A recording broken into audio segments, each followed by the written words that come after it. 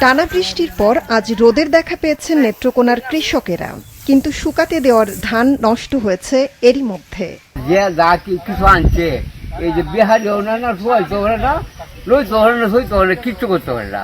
এলো 3,000 টাকাতে ধান আনছি মধ্যে উঠবি আর আনন্দ যায় না, বেসনও লাতে যায় না, বেটা মাইসেও লাতে নেয় না। 3 দিন হয়েছে কাটছি, কাটার পরে এই ধান কিরু লাইতে বের হলে না চল যায় না। অন্যদিকে উজানের ঢলে কিশোরগঞ্জের হাওড়াঞ্চলে নতুন করে ডুবেছে 2,500 হেক্টর জমির বোরো ধান। ব্রাহ্মণবাড়িয়ায় পানি বৃদ্ধি অব্যাহত থাকায় এবং শ্রমিকের মজুরি কয়েক গুণ বাড়ায় নষ্ট হচ্ছে জলে ডুবে থাকা ধান। ক্ষতিগ্রস্ত হাজারের উপর কৃষক। আমরা খেত গেছে তলে মনে হচ্ছে 7-8 কানি খেত করছি, আমরা খেয়া গেছে 60-70 হাজার টাকা গেছে। আনছি এই যে সরকার 1440 টাকা দর রেট দিছে, আমরা তো ধান চাল নাই, আমরা কি করে বেচবো?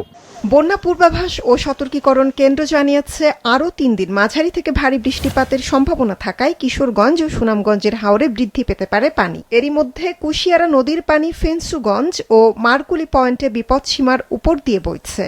আমরা 17-র পরে দেখা গিয়েছে যে 7 দিনের গড় বৃষ্টিপাত, 7 দিনের সর্বমোট যে বৃষ্টিপাতটা এটা এই বছরেই সবচেয়ে বেশি হয়েছে। আমাদের কাছে 7 তারিখ পর্যন্ত এখনো ভারী বৃষ্টিপাতের যেহেতু পূর্বাভাস রয়েছে, সেহেতু নদীর পানি বাড়বে এবং এটা আমরা পূর্বাভাস দিয়েছি। কালনি কুশিয়ারাতে এখন নদীর পানি বাড়বে। এই পরিস্থিতিতে আজ সুনামগঞ্জের ক্ষতিগ্রস্ত এলাকা পরিদর্শন করেন কৃষিমন্ত্রী ও দুর্যোগ ব্যবস্থাপনা মন্ত্রী। ক্ষতিগ্রস্ত 400 কৃষকের মাঝে নগদ অর্থ ও ত্রাণ বিতরণ করেন তারা।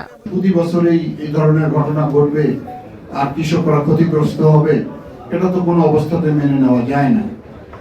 তো এই পরিকল্পনাটা স্বল্পমেয়াদী, মধ্যমেয়াদী, দীর্ঘমেয়াদী করতে হবে। আমাদের মূল টার্গেট থাকলো আগামী দিনে যেন এই হাওরের চাষিরা যেন এই ধরনের ক্ষতিগ্রস্তের মুখোমুখি না হয়।